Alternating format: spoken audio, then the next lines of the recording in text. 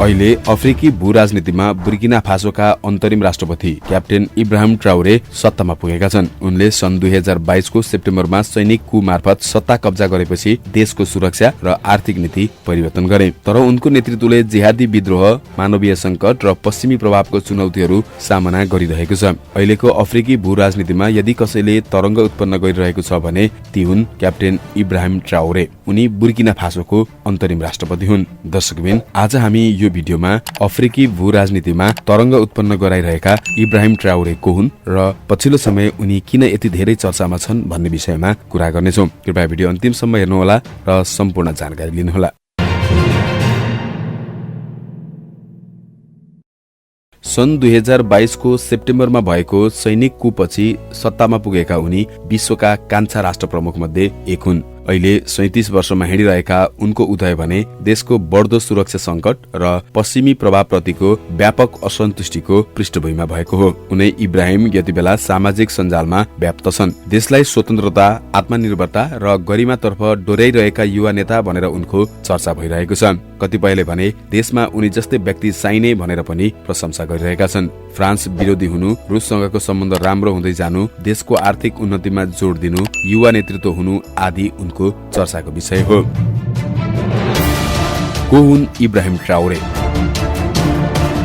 इब्राहिम ट्राउरेको जन्म 14 मार्च 1988 मा बुर्किना फासोको बोन्डोकुय केरा नामक ठाउँमा भएको थियो। प्राथमिक शिक्षा त्यही प्राप्त गरेपछि उनी देशको दोस्रो ठूलो सहर बोबो डिउलासोमा पढ्न गए। त्यहाँ उनलाई शान्त र प्रभावशाली व्यक्ति भनेर चिनिने गरिन्थ्यो। सन् 2006 मा उनी औगाडुगु विश्वविद्यालयमा भूविज्ञान अध्ययन गर्न भर्ना भए। खासमा राजनीति उनको त्यहीबाट नै सुरु भएको थियो। विश्वविद्यालयमा हुँदा मुस्लिम विद्यार्थी संघ र मार्क्सवाद राष्ट्रिय विद्यार्थी संघका उनी सदस्य बनेका थिए। त्यसपछि सन् 2009 मा बुर्किना फासोको सेनामा भर्ना भए। सेना प्रवेशको 5 वर्षपछि सन् 2014 मा उनी लेफ्टिनेन्टमा र शान्ति सेना भएर माली युद्धमा सेवा पनि गरे। मालीबाट फर्केपछि भने उनले देशको उत्तरी क्षेत्रमा बढ्दो जिहादी विद्रोह, इस्लामको नाममा आतंक फैलाउने आतंकवादी समूहहरूको सशस्त्र आक्रमण विरुद्धको अभियानमा भाग लिए। सन् 2020 सम्ममा त्यस अभियानको उनी क्याप्टेन भइसकेका थिए भने एउटा तोपखाना युनिटको नेतृत्व समेत गर्न थालिसकेका थिए।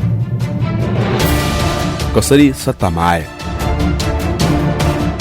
इब्राहिम ट्राउरेको सत्ता आरोहण नाटकीय लाग्छ, किनभने उनी सत्तामा पुग्न हिँडेका थिएनन्, तर समय त्यस्तै बनिदियो कि अचानक उनी सत्तामा पुगे। सन् 2022 को जनवरीमा लेफ्टिनेन्ट कर्नल पल हेनरी सान्डाओगो डामिवाले राष्ट्रपति रोज मार्क्स क्रिस्चियन काबोरेको सरकारलाई कू मार्फत अपदस्थ गरेका थिए। सो कदमको ट्राउरेले समर्थन गरेका थिए। तर डामिवाले पनि देशमा बढ्दो जिहादी विद्रोह नियन्त्रण गर्न नसकेको भन्दै नागरिकबाट ठूलो असन्तुष्टि आइरहेको थियो। यता डामिवाका सैनिकहरूले पनि उचित तलब तथा सुविधा नपाएको गुनासो बढाइरहेका थिए। यस्तैमा इब्राहिमले असन्तुष्ट सैनिक अधिकारीहरूको एउटा समूहलाई नेतृत्व गरे र 2022 सेप्टेम्बर 30 मा उनले डामिबा सरकार विरुद्ध नै कूको घोषणा गरे। त्यसक्रममा उनले 9 बजेदेखि 5 बजेसम्म कर्फ्यू लगाए। सबै राजनीतिक र नागरिक समाजका गतिविधिहरू निलम्बन गरे। हवाई र भूमि सीमानाहरू बन्द गरे। त्यसमा सैन्य पृष्ठभूमि र जिहादी विरुद्धको लडाईँमा पाएको अनुभवले सैनिक र सर्वसाधारण दुवैको विश्वास जित्न इब्राहिमलाई सजिलो भयो, जसले उनको कूलाई वैधता पनि प्रदान गर्यो। त्यसको केही दिनपछि दामिबा पद छोड्न बाध्य भए। यसरी उनी सन् 2022 को अक्टोबरमा अन्तरिम राष्ट्रपतिको रूपमा सत्तामा आए।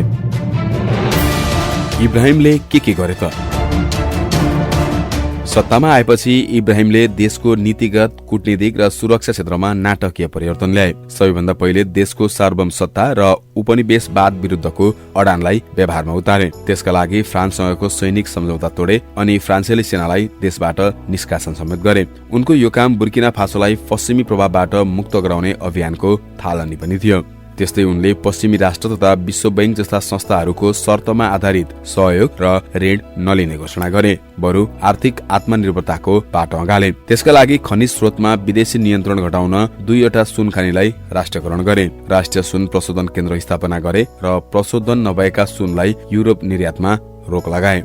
त्यसैगरी कृषि सम्बन्धीका मेसिनरी वितरण, ग्रामीण सडक निर्माण तथा एयरपोर्ट निर्माणका परियोजना सुरु गरे। सुरक्षाको क्षेत्रमा पनि उनले त्यस्तै आकर्षक तरिकाले काम गरे। उनले देशमा बढ्दो जिहादी विद्रोहलाई नियन्त्रण गर्न नागरिकहरू समावेश हुने गरी देशको रक्षाका लागि स्वयंसेवक अभियान सुरु गरे। अहिले यसमा 50,000 बढी युवाहरू परिचालन भएको बताइएको छ। यसबाहेक उनले सैन्य उपकरण बढाउने, सरकारी अधिकारीहरूको खर्च कटौती गर्ने र आफूले राष्ट्रपतिको हैसियतमा कुनै पनि तलब नलिने निर्णय गरे। त्यस्तै उनले बुर्किना फासो, माली र नाइजेरिया बीच क्षेत्रीय गठबन्धन स्थापना गरे। उनका यस्तै कामले राष्ट्रवादीको छवि बनायो र उनी विशेषतः अफ्रिकी युवा पुस्तामाझ लोकप्रिय भए। त्यसको प्रचार हुँदा उनको चर्चा विश्वव्यापी हुन गयो। यद्यपि उनको नेतृत्वले जिहादी विद्रोह, मानवीय संकट, कमजोर सुशासन, आर्थिक अस्थिरता, पश्चिमी शक्तिहरूसँगको तनाव जस्ता चुनौतीहरू पनि बेहोरिरहेका छन्। बुर्किना फासो आज पनि आतंकवादबाट प्रभावित देशहरूको शीर्ष सूचीमै पर्छ। देशको ठूलो हिस्सा अझै पनि जिहादी समूहहरूको